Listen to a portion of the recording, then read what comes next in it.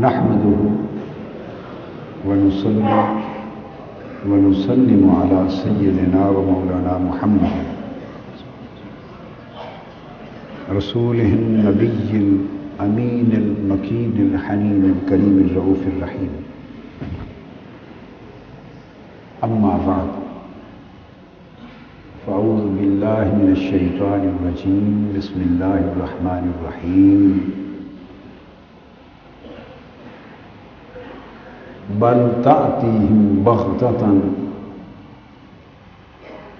فتبهتهم فلا يستطيعون ردها ولا هم ينظرون. صدق الله مولانا العظيم.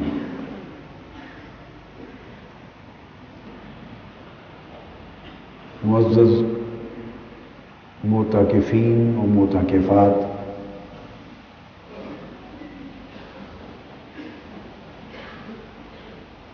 اللہ رب العزت کے دروازے پر، اس کے در پر، اس کے گھر میں منگتوں کی، بھکاریوں کی، گداگروں کی کثیر تعداد ہے. مرد اور عورت، خواتین و حضرات، سب جو پچھلے 5-6 دن سے بیٹھے ہیں. میں نے 2 باتیں آپ سے اول دن سے کہی ہیں، دہراتا رہتا ہوں، اس لیے تاکہ تصور میں، یکسوئی میں اور دھیان میں کمی یا کمزوری نہ آ جائے. جو دھیان ہے اس میں کمزوری نہ آ جائے، اور جو بات یاد رکھنے کی ہو اسے بار بار یاد دلایا جانا چاہیے. 2 باتیں روزانہ کہتا ہوں. اللہ رب العزت نے اپنے حبیب مکرم صلی اللہ علیہ وآلہ وسلم سے بھی فرمایا، فذکر انما انت مذکر. میرے حبیب صلی اللہ علیہ وآلہ وسلم ان کو یاد دلاتے رہیے، ان کو یاد دلاتے رہیے. ہی تو یاد دلانے والے ہیں. یہاں میں نے ایک خاص ترجمہ کیا ہے، ممکن ہے آپ کئی ترجمے اور دیکھیں. ہی کا جو لفظ ہے آگے اور پیچھے لگا دینے سے مضمون بدل جاتا ہے. مثلا یوں کہا جائے، انہیں یاد دلاتے رہیے، آپ یاد دلانے والے ہی ہیں. آپ یاد دلانے والے ہی ہیں.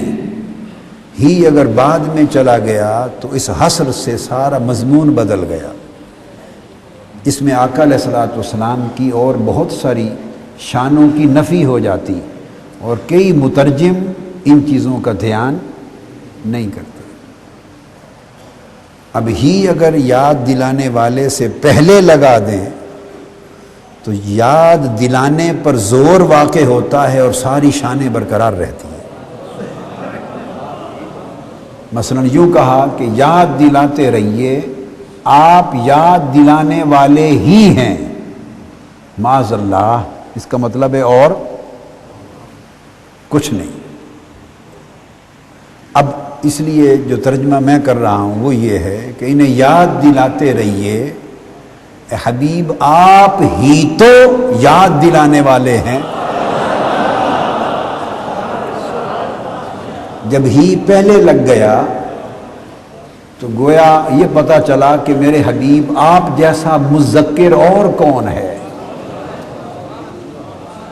آپ ہی تو ہیں بھولے ہوں کو یاد دلانے والے اور بھولے ہوں کو راستہ دکھانے والے. اور پھر اس امت میں قیامت تک جو بھی مذکر بنے گا وہ آپ کی تذکیر کے فیض سے ہی بنے گا. آپ کی تذکیر سے ہی آگے پھر ہر کوئی مذکر بنے گا۔ یہ ایک درمیانی ایک بات تھی۔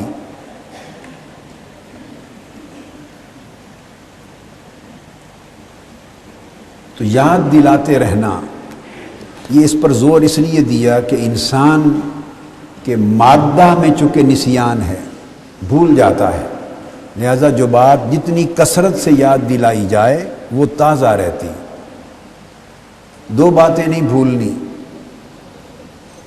ایک یہ کہ آپ کو اللہ رب العزت نے اپنے در پر 10 دن رات کے لیے بیٹھنے کی اجازت دی ہے۔ اس توفیق کو اجازت کہتے ہیں۔ وہ چاہتا تو آپ 100 خواہشوں، ارادوں اور کوششوں کے باوجود یہاں نہ آ سکتے۔ اگر وہ اجازت نہ دیتا، توفیق نہ دیتا، تو ہم میں سے کوئی بھی نہ آ سکتا۔ اللہ کے امر سے، اس کی اجازت و توفیق کے بغیر کوئی شخص لاکھ ارادے بنا لے، وہ کچھ نہیں کر سکتا۔ اور اگر کوئی کسی کو غیر جانے، اچھا نہ جانے، یہ میں یاد دلا رہا ہوں، تو وہ مالک کسی منگتے کو، سائل کو تھوڑی دیر کے لیے بھی اپنے دروازے پر کھڑا نہیں ہونے دیتا۔ اسے کہتا ہے چل بابا چل جا، تھوڑی دیر کھڑا کوئی نہیں ہونے دیتا، چہ جائے کہ پورے 10 دن کوئی اپنے دروازے پر بیٹھنے کی اجازت دے دے۔ یہ پہلا اشارہ ہے، توفیق اشارہ ہے اس کی رضا کا۔ توفیق اللہ کی رضا کے بغیر نہیں ہوتی۔ وہ راضی ہے، اس لیے اس نے کہا کہ چلو یہ بندے میرے دروازے پر بیٹھ جائیں 10 دن کے لیے۔ اور یہ نکتہ ختم یہ ہوتا ہے کہ جب اس نے 10 دن اپنے در پہ بیٹھنے کی اجازت دے دی، تو عام دنیا کے چھوٹے چھوٹے سخاوت کرنے والے سخی دروازے پر اگر ایک آدھ دن گھنٹہ 2 گھنٹہ کسی کو بٹھا لیں تو جاتے ہوئے خالی نہیں بھیجتے۔ تو وہ مالک سب سے بڑا سخی 10 دن رات اپنے دروازے پر منگتوں کو بٹھا کے پھر آپ کو خالی بھیج دے گا؟ یہ امید کا گوشہ ہے، رجا کا۔ اس کو یاد رکھیں، امید کا، رجا کا، کہ اس نے توفیق دی ہے، بٹھایا ہے تو دے کر بھیجے گا۔ دوسرا خوف کا گوشہ ہے۔ 2 باتیں میں نے شروع سے روزانہ بتاتا ہوں، وہ یہ کہ یہ تصور اقتربت الساعہ، قیامت سر پہ آ پہنچی۔ اور میں نے نکتہ یہ بتایا ہے کہ قیامت کو وہ واقعات و حادثات عالم کے تناظر میں اس کا انعکاس نہ دیکھیں، کہ وہ جو واقعات اور حادثات وقوع قیامت کے ہیں، نشانیاں اور علامتیں، اس حساب سے وہ کب ہوگی، نہ، ہر بندے کی قیامت اس کی موت سے۔ موت آ گئی، اس کی قیامت اور اس کا یوم آخرت شروع ہو گیا۔ موت اور قبر کی شام آخرت کا پہلا مرحلہ ہے۔ اب یوں سوچیں کہ ہماری زندگی اور ہماری موت میں کتنا فاصلہ ہے؟ ایک قدم کا فاصلہ بھی نہیں ہے۔ اتنا فاصلہ بھی نہیں ہے جسے ہم بالیقین فاصلہ ہی کہہ سکیں۔ ہماری قیامت، ہماری آخرت ہماری موت سے ہے۔ اس موت میں اور ہماری زندگی میں کوئی فاصلہ نہیں۔ اس لیے اللہ رب العزت نے جہاں بھی قرآن مجید میں ذکر کیا ہے زندگی اور موت کا، جہاں بھی ذکر کیا ہے، اللہ رب العزت نے پہلے موت کا پھر حیات کا ذکر کیا۔ سبق یہ سکھایا ہے کہ زندہ رہنے والوں، زندگی اسی کی ہے جو زندگی سے پہلے موت کو یاد رکھے۔ وہ زندگی میں کامیاب ہو جائے گا جو موت کو پہلے رکھے۔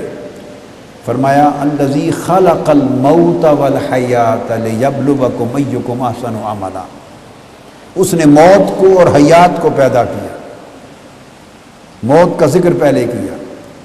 اللہ رب العزت فرمایا کنتم امواتا فاحیاکم ثم یمیتکم ثم یحییکم ثم الیہ ترجعون، تم مردہ تھے، عدم تھے، پھر تمہیں زندگی دی، پھر موت وارد ہوگی، پھر زندہ ہوگے، پھر میری طرف لوٹائے جاؤ۔ تو ہماری ابتدا میں بھی موت پہلے، حیات بعد میں۔ قیامت کے دن بھی جب لوگ اللہ کے حضور کچھ لوگ عرض کریں گے تو کہیں گے باری تعالیٰ تو نے ہمیں 2 بار موت دی اور 2 بار زندہ کیا۔ جب بھی موت اور حیات کا ذکر اکٹھا آیا ہے پورے قرآن میں، جہاں بھی ذکر آیا ہے موت کا نام اور موت کا ذکر پہلے، حیات کا بعد میں۔ جہاں موت اور حیات کی ترتیب ہمیشہ اول تا آخر ایک ہی رہے کہ موت کا ذکر پہلے، حیات کا بعد میں، ہمیشہ ترتیب ایک ہی رہے، تو ترتیب کا ہمیشہ ایک ہی رہنا ایک پیغام ہے۔ یہ ایک پیغام ہے اللہ کا، یہ اتفاقاً نہیں ہے، اتفاقاً نہیں ہے۔ پیغام یہ ہے کہ لوگوں موت کو ہمیشہ اپنی زندگی پر مقدم رکھنا۔ جو لوگ زندگی کو پہلے رکھیں اور موت کو بعد میں، وہ بازی ہار گئے۔ اس لیے پھر تو وہ زندگی کے سودے میں ہی گم رہیں گے، زندگی کی زینت میں، زیب و آرائش میں، زندگی کی راحتوں میں، لذتوں میں، چاہتوں میں، رغبتوں میں، زندگی کی شہوتوں میں، تمناؤں میں، آرزوؤں میں۔ وہ تو زندگی کی اتنی طویل آرزویں ہیں، ختم ہی نہیں ہوں گی۔ موت کا سوچنے کا تو وقت ہی نہیں آئے گا۔ وہ کہے گا پہلے زندگی سنوار لوں، زندگی کے عیش و آرام کا کچھ بندوبست کر لوں، اپنا اور اپنی اولاد کا اور اپنی فیملی کا کر لوں، جنہوں نے مالک کے دروازے پر چھوڑ کے چلے جانا ہے، جنہوں نے قبر کے دروازے پر چھوڑ کے مڑ جانا ہے اور ساتھ نہیں ہونا۔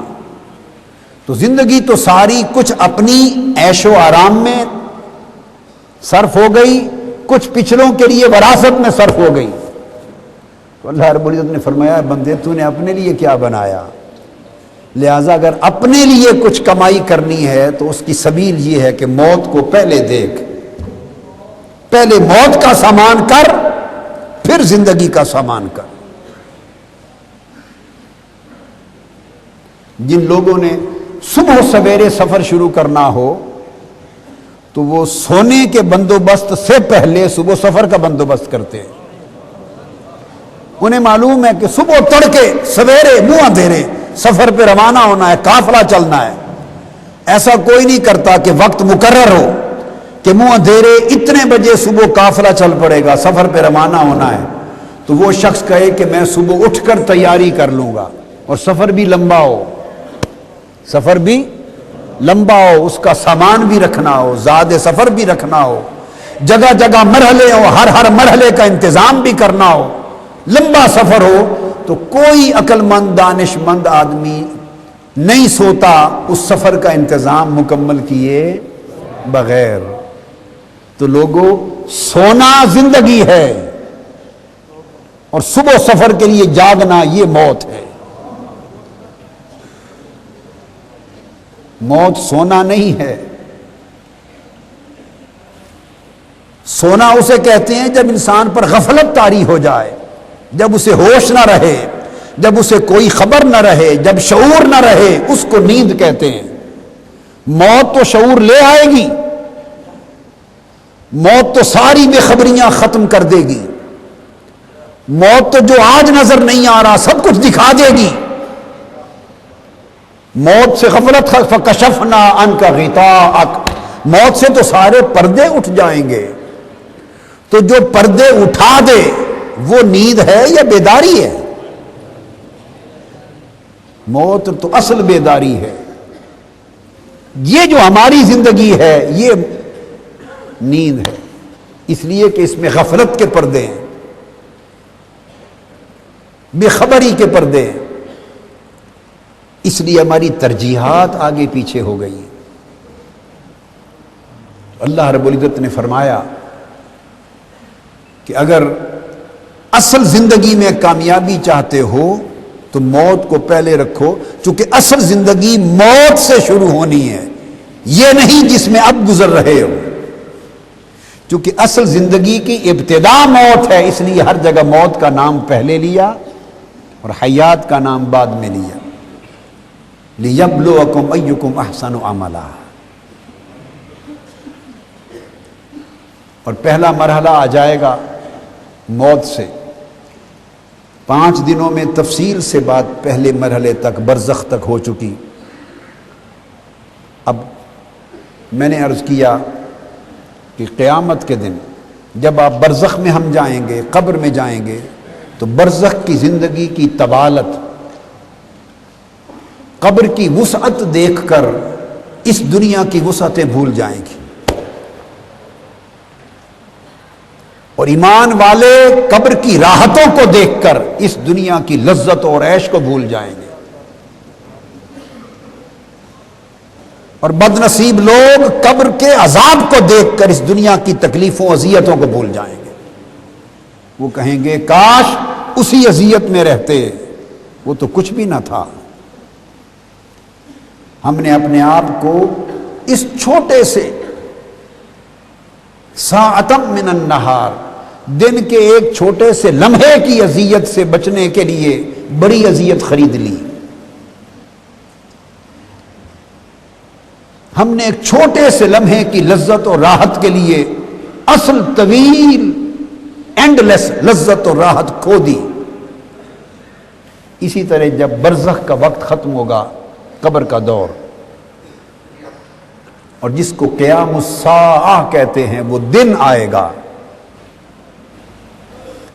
تو برزخ میں قبر میں رہنے والے جو پہنچ چکے،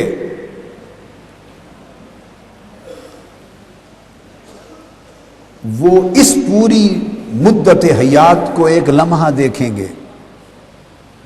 اور جب قیامت کا دن ہوگا تو قیامت میں کھڑے ہونے کے بعد دنیا تو دنیا رہی، پوری برزخ کی طویل حیات کو بھی ایک لمحہ دیکھیں گے. اب اللہ رب العزت نے فرمایا اس آیہ کریمہ میں جو سورہ انبیاء کی میں نے تلاوت کی، فرمایا بلکہ قیامت جیسے موت، اب دیکھیے دونوں کا مزاج، طبیعت، ورود، انداز ایک ہے. جیسے موت اچانک آ پہنچتی اور ایک لمحہ نہیں دیتی بندے کو سنبھلنے کا، فرمایا قیامت بھی انہیں اچانک آ پہنچے گی اور انہیں بدحواس کر دے گی. سو وہ نہ تو اسے لوٹا دینے کی طاقت رکھتے ہوں گے اور نہ ہی انہیں کوئی مہلت دی جائے گی.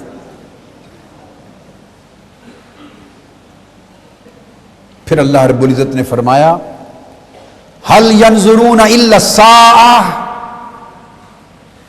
ان تأتيهم بغتة وهم لا يشعرون الاخلاء يومئذ بعضهم لبعض عدو الا المتقين.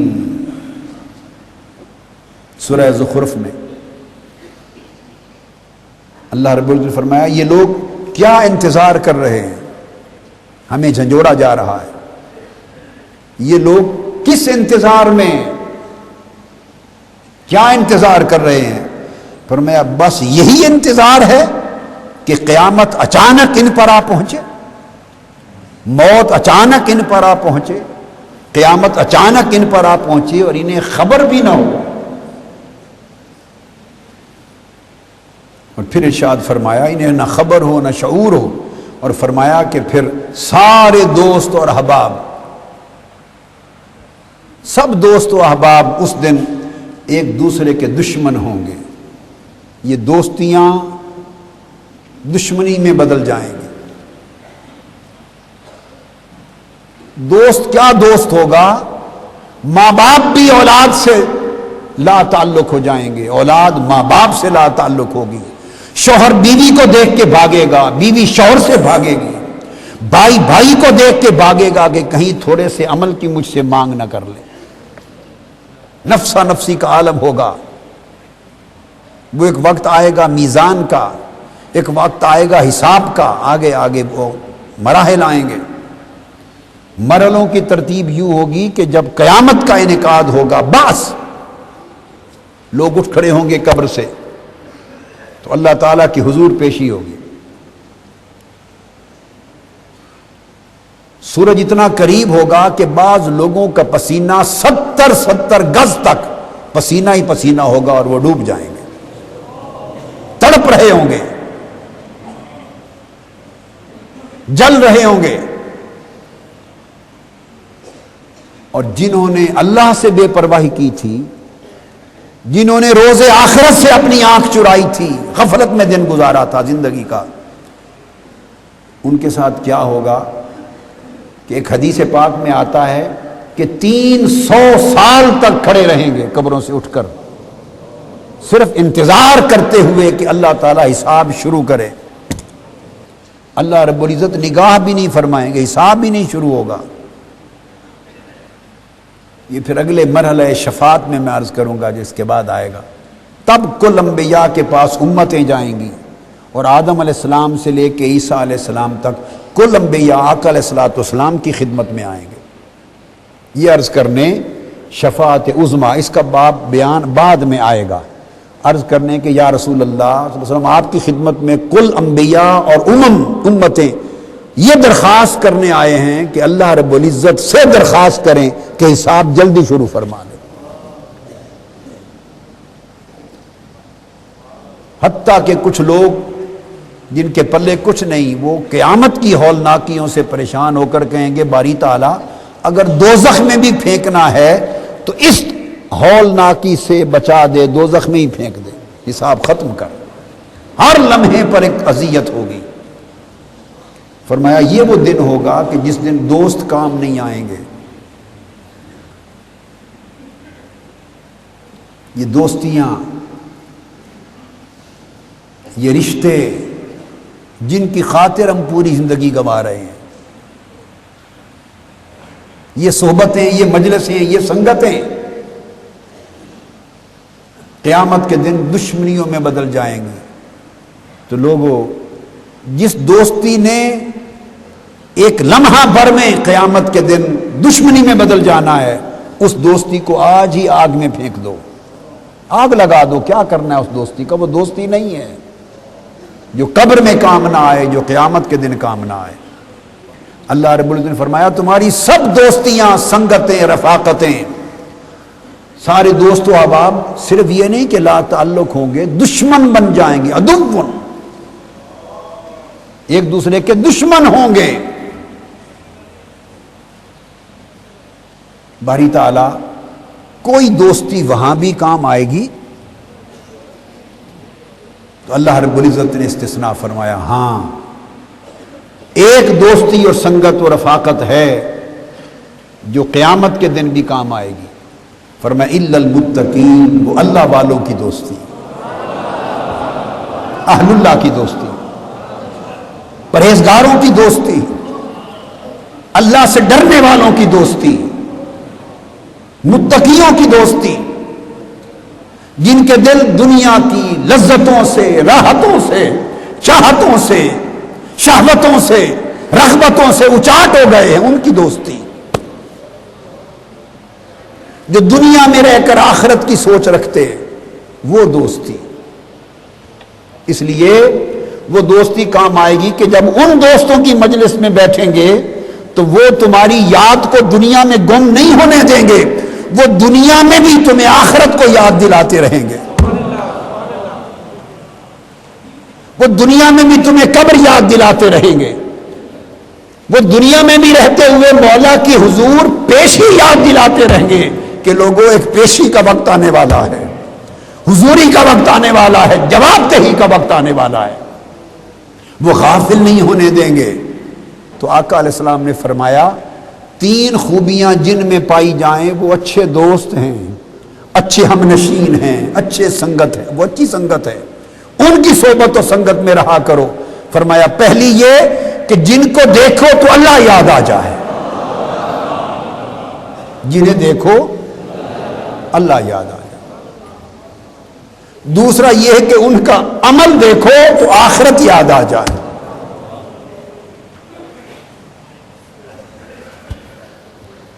عمل دیکھو تو آخرت یاد آ جائے.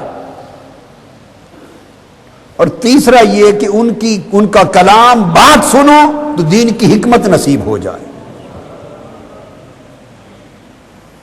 لوگوں ناموں لقبوں میں کچھ نہیں پڑا. ہم بڑے بڑے نام رکھ لیتے ہیں. کوئی پیر کہلوا لے, کوئی مرید کہلوا لے. ان ٹائٹلوں نے کوئی کام نہیں آنا. کوئی خلیفہ کہلوا لے, کوئی خلیفہ اعظم کہلوا لے, کوئی قائد محترم کہلوا لے. جو لقب ٹائٹل جو چاہیں کسی کو دے لیں, شوق سے مجھے دے لیں, کسی اور کو دے لیں, کچھ کام نہیں آنا یہ ٹائٹل. یہ فیصلے اس دن ہونے کہ قبر سے اٹھے گا تو 3 طبقات ہوں گے. اللہ رب العزت نے فرمایا اور حدیث پاک میں ہے, قبر سے تو ہر کوئی اٹھے گا. اس دن پتہ چلے گا کہ کون کس کا لقب صحیح تھا اور کس. ہم تو سارے ڈھونگ میں ہیں. ہم ایک مکر اور فریب کی زندگی گزار رہے ہیں.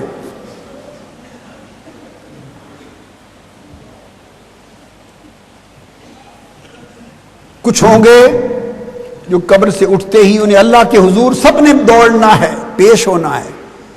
کچھ کو منہ کے بل, ان کی ٹانگیں پاؤں, ان کا منہ بنا دیا جائے گا. آج ہم پاؤں کے بل چلتے ہیں نا سیدھا.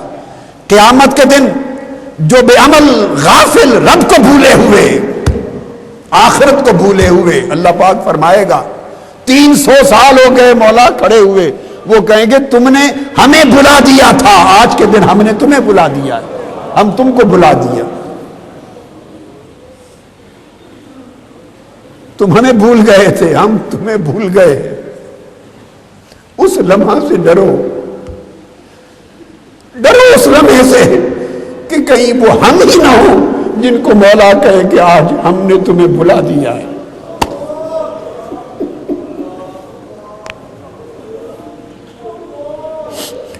کہیں یہ ہمیں ہی نہ فرما دیا جائے ہم آج کے دن ہم تمہیں بھلا چکے. کچھ وہ ہوں گے جن کے پاؤں کی جگہ ان کا منہ ہوگا, ٹانگیں اوپر ہوں گی, اور منہ سے گھسیٹ کر انہیں اللہ کے حضور لے جایا جائے گا, منہ کے بل گھسیٹ کر. کچھ وہ ہوں گے جو پاؤں کے بل چل کر جائیں گے.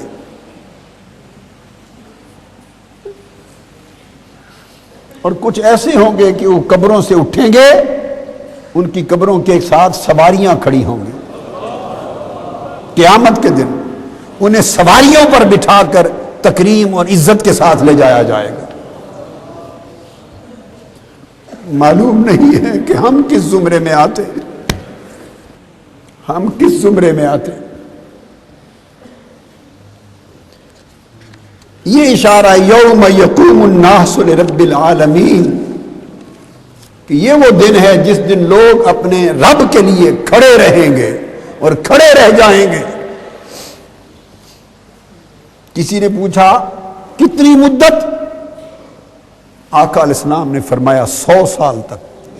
کسی نے پوچھا کتنی مدت؟ فرمایا 300 سال تک. یہ 300 سال تک تو حساب ہی نہیں شروع ہوگا, بس کھڑے رہ جائیں گے اور تپتے رہیں گے, جلتے رہیں گے.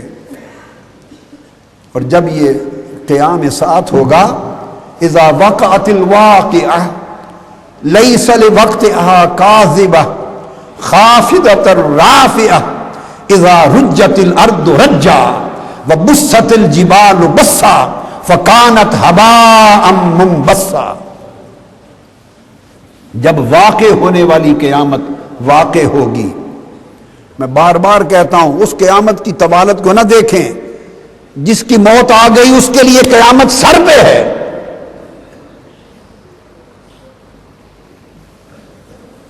اس کے واقع ہونے میں کوئی جھوٹ نہیں.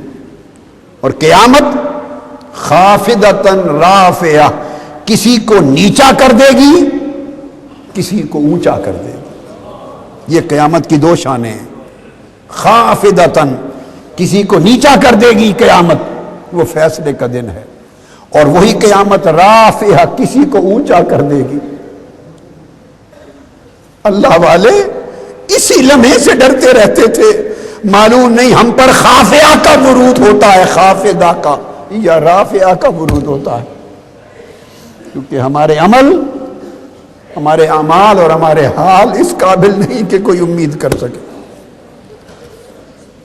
جب زمین کپ کپا کر شدید لرزنے لگے گی اور پہاڑ ٹوٹ کر ریزہ ریزہ ہو جائیں گے اور غبار بن کر منتشر ہو جائیں گے،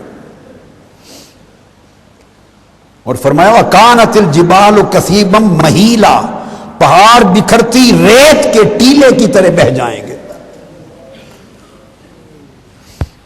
فرمایا فَكَيْفَ تَتَّقُونَ إِن كَفَرْتُمْ يَوْمًا يَجْعَلُ الْوِلْدَانَ شِيبًا، ارے تم اس قیامت کے دن کا انکار کرتے ہو، خواہ زبان سے کرو، خواہ ذہن سے کرو، خواہ دل سے کرو، خواہ عمل سے کرو، انکار کسی نہ کسی سطح پر تو ہے نا ہماری زندگی میں۔ کافر ہے تو زبان سے کرتا ہے اور عقیدے سے کرتا ہے، اور مسلمان ہے، گناہگار ہے، فاسق ہے تو اپنے عمل سے کرتا ہے، یقین کی کمی کے ذریعے کرتا ہے۔ فرمایا اس دن کا انکار کرتے ہو، اس دن کے عذاب سے کیسے بچو گے جو بچوں کو یکلخت بوڑھا کر دے گا۔ بچے اس عذاب کی ہولناکیوں سے یکلخت بوڑھے ہو جائیں گے، اور آسمان اس دن کی شدت سے پھٹ جائیں گے۔ اس دن اللہ کا وعدہ پورا ہوگا۔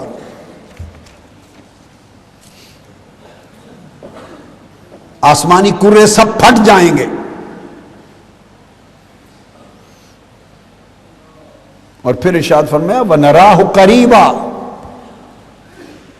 تمہیں دور نظر آتا ہے وہ دن، اللہ فرماتے ہم تو بہت قریب دیکھ رہے ہیں۔ اللہ فرما رہا ہے سورہ معارج میں وَنَرَاهُ قَرِيبًا، ارے غفلت میں پڑے ہوئے لوگوں، خواب غفلت میں سوئے ہوئے لوگوں، تمہیں بڑا دور نظر آ رہا ہے، نَرَاهُ قَرِيبًا، ہم تو بہت قریب دیکھ رہے ہیں۔ یوم تکون السماء کالمہل وتکون الجبال کالعہن، وہ دن جس دن آسمان پگھلے ہوئے تانبے کی طرح ہو جائے گا اور پہاڑ دمکی ہوئی رنگین اون کی طرح ہو جائیں گے، وہ دن ہمیں تو بڑا قریب نظر آ رہا ہے۔ اذا الشمس کورت واذا النجوم انکدرت واذا الجبال سیرت، اور سورج لپیٹ کر بے نور کر دیا جائے گا، ستارے اس دن کی شدت سے اپنی کہکشاؤں سے گر پڑیں گے، پہاڑ غبار بن کر فضا میں اڑا دیے جائیں گے، چلا دیے جائیں گے۔ پھر سورہ قیامہ میں وہ ساری کیفیتیں بیان کر کے آنکھیں چدیا جائیں گی، چاند بھی بے نور ہو جائے گا۔ فرمایا یقول الانسان یومئذ این المفر، اس دن انسان پکار اٹھے گا، ہائے اب بھاگ جانے کا ٹھکانہ کہاں ہے، آج کدھر جائیں، کہاں بھاگ جائیں۔ اس دن بھاگنے کا کسی کو ٹھکانہ نہیں ملے گا۔ اور اللہ رب العزت نے فرمایا کہ والارض جمیعا قبضتہ یوم القیامہ والسماوات مطویات بیمینہ، ساری کی ساری زمین اس دن اس کی مٹھی میں ہوگی، اور ساری آسمانی کائنات کے کرے اس کے قبضہ قدرت میں لپٹے ہوئے ہوں گے، اور فرشتے پھر گروہ در گروہ اتریں گے۔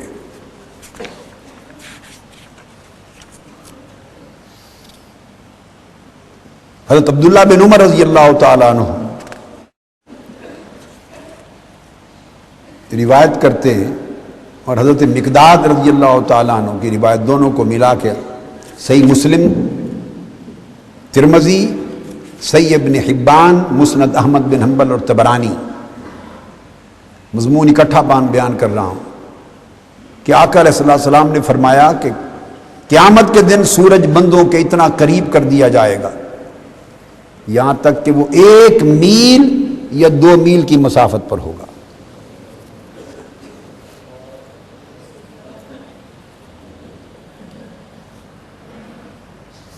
اور پھر سورج ان کو پگھلائے گا اور ہر شخص اپنے پسینے میں ڈوب جائے گا۔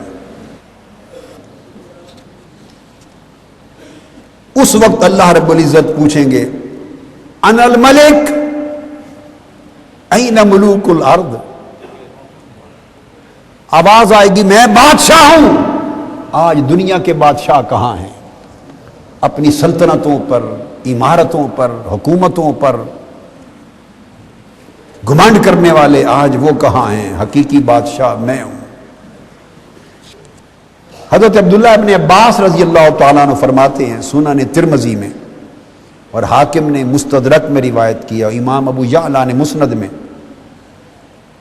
کہ سیدنا ابو بکر صدیق رضی اللہ تعالیٰ عنہ نے ایک روز آقا علیہ السلام سے پوچھا یا رسول اللہ،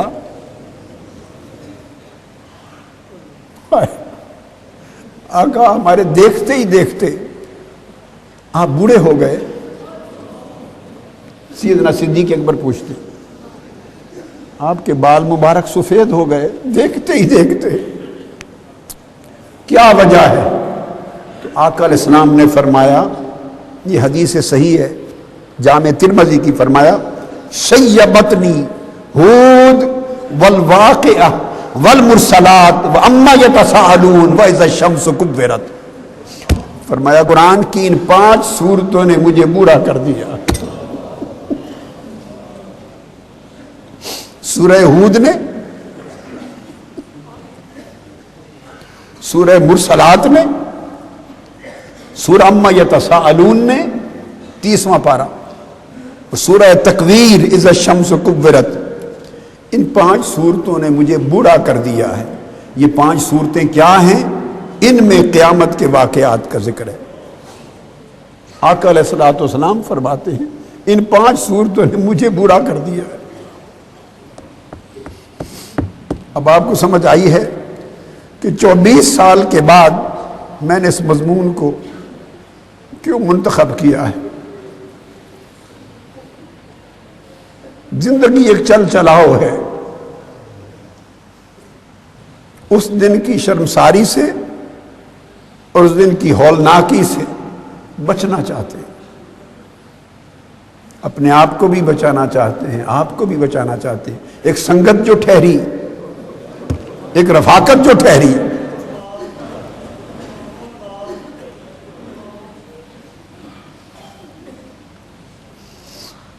ابو سعید خدری رضی اللہ تعالیٰ عنہ بیان فرماتے ہیں کہ وہ قیامت کا دن، صحابہ نے پوچھا آقا اس کی طوالت کیا ہوگی؟ فرمایا 50,000 سال کا ایک دن ہوگا،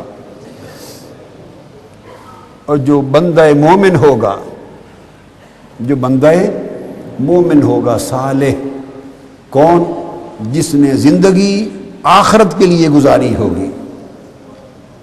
ایک تعریف چھوٹی سی ایک ہی جملے کی بتا دی، بندہ مومن کون ہے؟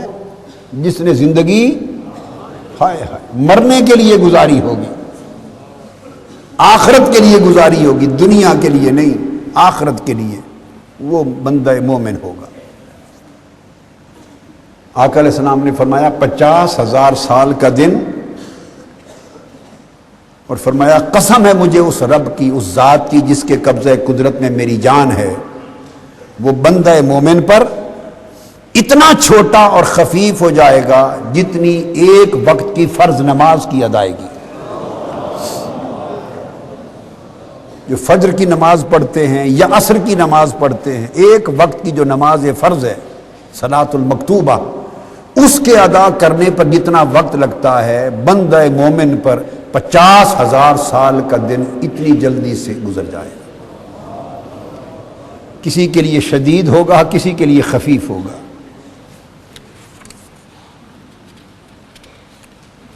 اور حضرت عبداللہ بن عمر رضی اللہ تعالیٰ عنہ کی وہ اور حضرت کعب کی بات یاد رکھ لیں، اس میں وہ بھی شامل ہے۔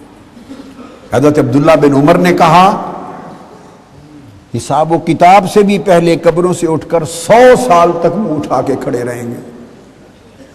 اور حضرت کعب الاحبار رضی اللہ تعالیٰ عنہ نے کہا 300 سال تک کھڑے رہیں گے۔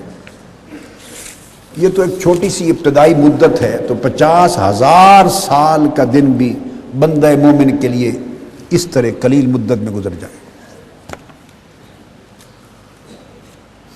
اور جب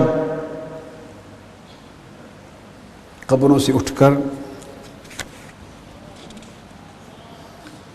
اللہ کے حضور پیشی کے لیے پہنچیں گے تو ارشاد ہوگا، بندہ کہے گا لعلی اعمل صالحا فیما ترکت کلا انہا کلمۃ هو قائلها ومن ورائہم برزخ الی یوم یبعثون۔ اب وہ پچھتائے گا، مہلت مانگے گا کہ مجھے مہلت مل جائے، دنیا میں پھر جاؤں، کچھ نیک عمل کر لوں جو چھوڑ آیا ہوں۔ یہ وہ بات ہے جسے حسرت کے طور پہ ہر بندہ جس نے غفلت کی زندگی گزار دی کہہ رہا ہوگا۔ ان کے آگے اس دن تک ایک پردہ حائل ہے جس دن وہ قبروں سے اٹھائے جائیں گے، یہ برزخ کے بعد۔ پھر اللہ تبارک و تعالی ہر شخص کو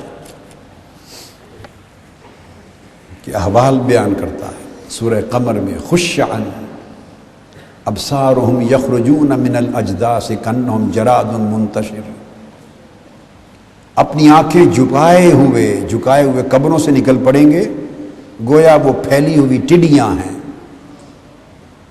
اور پکارنے والے کی طرف دوڑتے جا رہے ہوں گے۔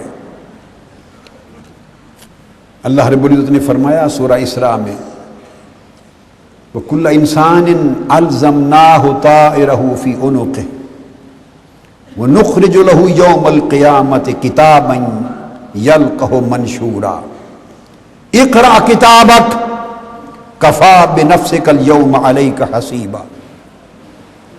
اور ہم نے ہر انسان کے اعمال کا نوشتہ اس کی گردن میں لٹکا دیا ہے، جو ہم آج نہیں پڑھ رہے، اور ہم اس کے لیے قیامت کے دن یہ نامہ اعمال کھول دیں گے، وہ اپنے سامنے اس وقت کھلا ہوا پائے گا اور کہا جائے گا اپنی کتاب اعمال پڑھ لے، آج تو اپنا حساب جانچنے کے لیے خود ہی کافی ہے۔ اللہ رب العزت نے فرمایا بعض لوگوں کا حال یہ ہوگا کہ ہم انہیں قیامت کے دن اونچے منہ اٹھائیں گے، وَنَحْشُرُهُمْ يَوْمَ الْقِيَامَةِ عَلَىٰ وُجُوهِهِمْ عُمْيًا وَبُكْمًا وَصُمًّا، قیامت کے دن اونچے منہ اٹھائیں گے اس حال میں کہ وہ اندھے ہوں گے، گونگے ہوں گے، بہرے ہوں گے، ان کا ٹھکانہ دوزخ ہوگا۔ اس دن لوگ یومئذ یصدر الناس اشتاتا لیروا اعمالهم، اس دن لوگ مختلف گروہ بن کر جدا جدا حالتوں کے ساتھ نکلیں گے تاکہ ان کے اعمال دکھائے جائیں۔ مہطعین مقنعی رؤوسہم لا یرتد الیہم طرفہم وافئدتہم ہوا، سورہ ابراہیم۔ اور وہ لوگ میدان حشر کی طرف قبر سے اٹھ کر اپنا سر اٹھائے ہوئے دوڑتے جا رہے ہوں گے، اس حال میں کہ ان کی پلکیں بھی نہیں جھپکیں گی اور ان کے دل سکت سے خالی ہو رہے ہوں گے۔ حضرت عائشہ صدیقہ رضی اللہ تعالیٰ عنہ نے فرمایا، صحیح بخاری کتاب الرقاق میں اور صحیح مسلم کتاب الجنہ، بخاری مسلم میں اور نسائی میں اور حاکم میں، حضرت عائشہ صدیقہ رضی اللہ تعالیٰ عنہ نے فرمایا کہ آقا علیہ السلام نے فرمایا کہ جب قبر سے اٹھیں گے قیامت کے دن تو فرمایا لوگوں سن لو، تمہارا حشر اس حالت میں ہوگا کہ تم ننگے پیر ننگے جسم ہوگے، کپڑا بھی نہیں ہوگا تن پر۔ فرمایا جس حال میں تم پیدا ہوئے تھے ننگے پیر ننگے جسم تمہیں قبروں سے اٹھایا جائے گا۔ اور صحیح بخاری اور مسلم میں وہی متفق علیہ حدیث ابو ہریرہ رضی اللہ تعالیٰ عنہ روایت کرتے ہیں کہ حشر قیامت کے دن لوگوں کا حشر 3 طریقوں پر ہوگا، جو میں نے بات کر دی، 3 طریقوں پر، 3 گروہ ہوں گے، ایک رغبت رکھنے والے اور اللہ سے ڈرنے والے، دوسرا ان لوگوں کو ہوگا جو اونٹوں پر اور سواریوں پر سوار ہوں گے، اور تیسرا گروہ وہ جو اونھے منہ کے بل گھسیٹے جائیں گے اور دوزخ کی آگ انہیں اکٹھا کر کے اپنی لپیٹ میں لے لے گی۔ آقا علیہ السلام نے فرمایا اس بات کی وضاحت کرتے ہوئے کہ قیامت کے دن لوگ تین حالتوں میں اٹھائے جائیں گے۔ ایک قسم ان لوگوں کی ہوگی جو لوگ پیدل چلیں گے، دوسری قسم ان لوگوں کی ہوگی جنہیں سواریاں دی جائیں گی، وہ قیامت کا دن بھی سواریوں پر خافضۃ رافعہ، وہ قیامت کا دن جن لوگوں نے زندگی اللہ کے خوف سے گزاری ہوگی، اللہ کے لیے گزاری ہوگی، احوال اور اعمال کی اصلاح کر کے گزاری ہوگی، اور زندگی آخرت کے لیے گزاری ہوگی، اللہ کا بندہ بن کر گزاری ہوگی۔ دنیا کے رات، دنیا کے عیش، دنیا کے آرام، دنیا کی لذتیں، دنیا کی شہوتیں، دنیا کے لیے بے ایمانیاں، دھوکے، دجل، مکر، فریب، جھوٹ، حسد، بغض، اناد، یہ ساری دنیا داریاں جس کے لیے ہم جیتے اور مرتے پھرتے ہیں، اور غیبتیں اور چغلیاں جس دنیا میں ہم برباد ہو گئے، جنہوں نے زندگی اس لعنتی دنیا کے لیے برباد کر دی ہوگی اور آخرت کو بھولے رہے ہوں گے، وہ اس گروہ میں ہوں گے جنہیں منہ کے بل گھسیٹ کے دوزخ کی آگ کی طرف لے جایا جائے گا۔ جو لوگ بین بین زندگی گزاریں گے، ننگے پیر ننگے بدن، اپنے پاؤں کے بل حواس باختہ دوڑے جا رہے ہوں گے، اور وہ کریم اتنا کریم ہے جو اس دنیا میں اس کا بن کے رہا ہوگا، جو دنیا میں رہ کر دنیا کا نہ ہوگا، جس نے رات کے آرام تج کر دیے ہوں گے، جس نے راتوں کو مسلح کے پیٹھ پر سواری کرنا سیکھی ہوگی، جس نے اپنی جبین کو سجدوں کی لذت دی ہوگی، جس کی آنکھیں اس مولا کے کی یاد میں آخرت کے خوف میں برستی ہوں گی، جس کا دل عشق خود محب مصطفیٰ میں تڑپتا ہوگا، جس کی زبان میٹھی ہوگی، اخلاق اچھا ہوگا، عبادت اچھی ہوگی، معاملہ اچھا ہوگا، جس کی زندگی کا ایک ایک لمحہ اللہ اور اللہ کے رسول کی تابعداری میں گزرا ہوگا، بدل کر گزرا ہوگا، اس کو اس بات کا مول ملے گا قیامت کے دن۔ چند لمحوں کی تکلیف، کیا تکلیف ہے؟ ارے زندگی کا مولا کے لیے بدل لینا تکلیف ہے۔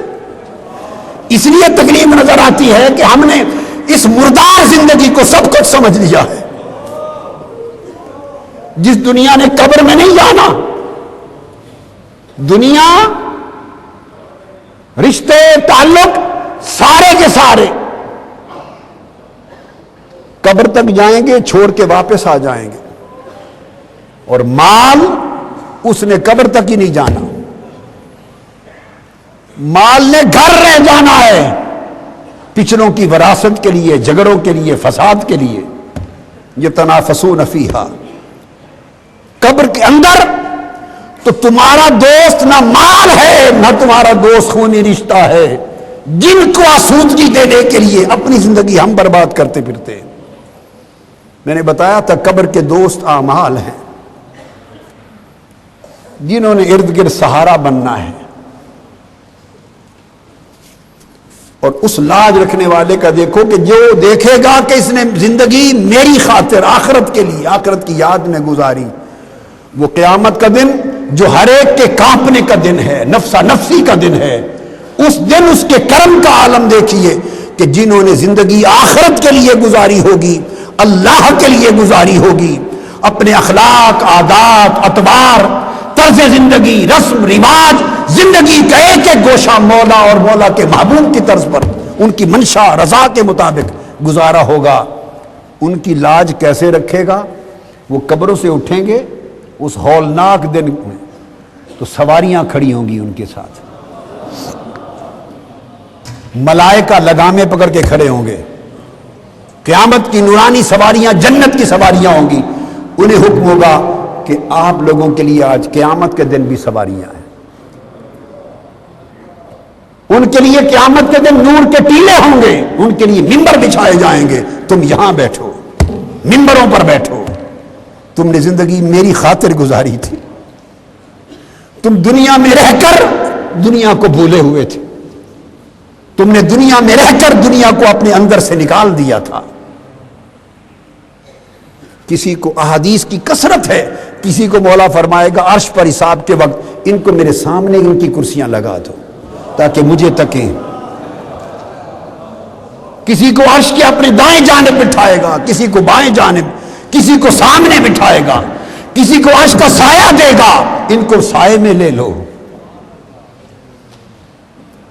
کسی کے لیے نعمتوں کا دسترخوان بچھ جائے گا، حتیٰ کہ اللہ کے حضور حساب کے لیے جانے پر بھی سواریاں مہیا کی جائیں گی، تم سواریوں پر جاؤ۔ کسی کے لیے نعمتوں کا دسترخوان بچھ جائے گا، حتیٰ کہ اللہ کے حضور حساب کے لیے جانے پر بھی سواریاں مہیا کی جائیں گی، تم سواریوں پر جاؤ۔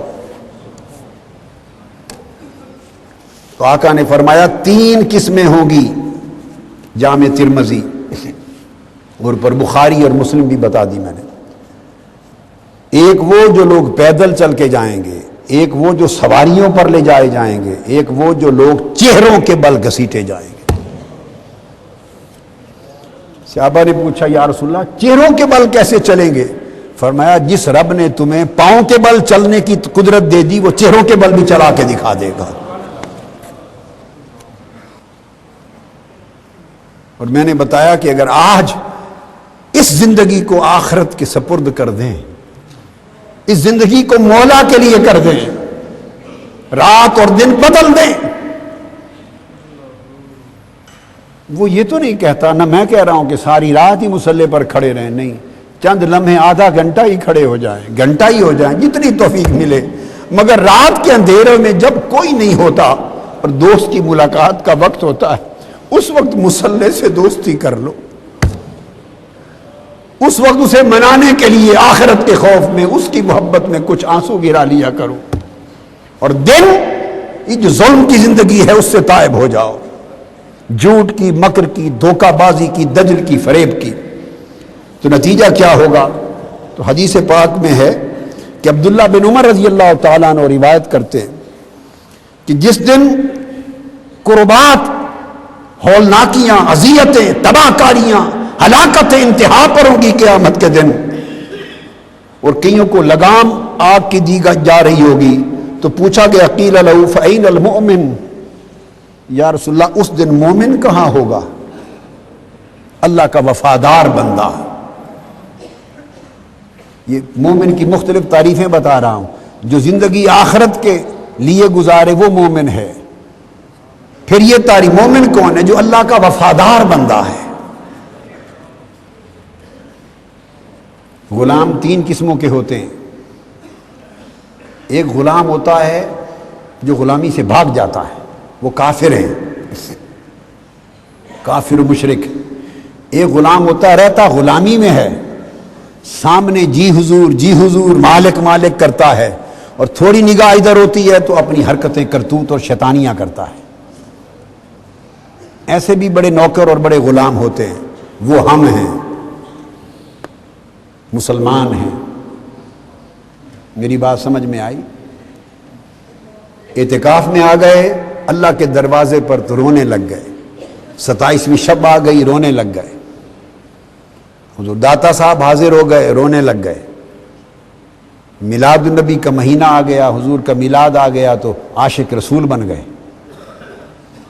حضور غوث پاک کی 11ویں شریف آ گئی تو حضور غوث پاک کے غلام عقیدت مند بن گئے، نیک صالح لوگوں کی مجلس میں آ گئے تو عقیدت مند بن گئے۔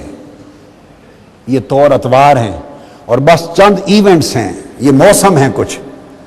وفادار بندہ موسمی وفادار نہیں ہوتا، جب یہ موسم گئے باقی پوری زندگی کے شب و روز وہی دنیا، وہی جمیلے، وہی جھگڑے، وہی جھوٹ، وہی غیبت، وہی کذب، وہی دھوکہ، وہی لوٹ مار، وہی حرام خوری، وہی حرام کاری۔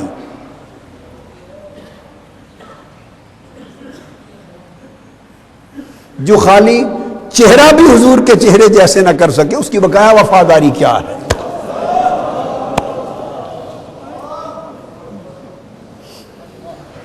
آپ نہیں چاہتے کہ ایسے بن جاؤ کہ دور سے میرے آقا قیامت کے دن پہچان لے میرا امتی آ رہا ہے، نہیں چاہتے؟ تو آقا علیہ السلام نے سے پوچھا گیا آقا تو مومن، تو تیسرا وہ غلام ہوتا ہے جو مالک سامنے ہو یا پشت پیچھے ہو، مالک کا وفادار رہتا ہے، مالک کا وفادار رہتا ہے۔ اللہ کی عزت کی قسم، اور میرا کوئی مقصود نہیں ہے، فقط ایک ہے، مالک کا وفادار بنانا چاہتا ہوں، بس وفادار بنانا چاہتا ہوں۔ اپنے حال کا تو مجھے پتا نہیں ہے، میں تو نہیں بن سکا، معلوم نہیں گھسیٹا چاہوں گا، معلوم نہیں ٹھڈوں کے ذریعے دوزخ میں پھینکا جائے گا، معلوم نہیں کیا ہوگا۔ آپ میرا سہارا ہے، آپ سہارا ہیں کہ اگر گھسیٹے جانے کا وقت آ گیا، دوزخ میں پھینکے جانے کا وقت آ گیا، اتنے ہزاروں لاکھوں لوگ محبت کرتے، اگر آپ بدل گئے شاید کسی ایک کی اس لمحے نگاہ پڑ جائے اور عرض کر دے مولا چلو یہ خود تو نہیں بدلا تھا پر میں اس کے کہنے پر بدل گیا تھا، میری خاطر میرے صدقے اس کو معاف کر دے، شاید بخش دیا جاؤ۔ تو پوچھا کہ آقا مومن اس دن کہاں ہوں گے؟ قربان جائیں، آقا علیہ السلام نے فرمایا قال علی کرسی من ذہب، فرمایا سونے کی کرسیوں پر بیٹھے ہوں گے اور ان کے اوپر بادلوں کا سایہ ہوگا، بادلوں کا سایہ ہوگا اور قیامت کی تپش سے محفوظ ہوں گے۔ کوئی مومن مرد اور مومن عورت جو وفادار ہے مولا کی، اسے قیامت کی تپش کی لو بھی نہیں لگے گی۔ یہ تو قبر سے اٹھنے کی بات تھی، اللہ کے حضور کی طرف دوڑیں گے، اللہ کے حضور کی طرف دوڑیں گے، اور پھر طویل انتظار کے بعد آقا علیہ السلام کی شفاعت پر اہل قیامت کا صرف حساب و کتاب شروع ہوگا۔ یہ اللہ کے حضور پیشی ہوگی، اس لیے اس کو یوم العرض الاکبر کہتے ہیں، بڑی پیشی کا دن، بڑی پیشی کا دن۔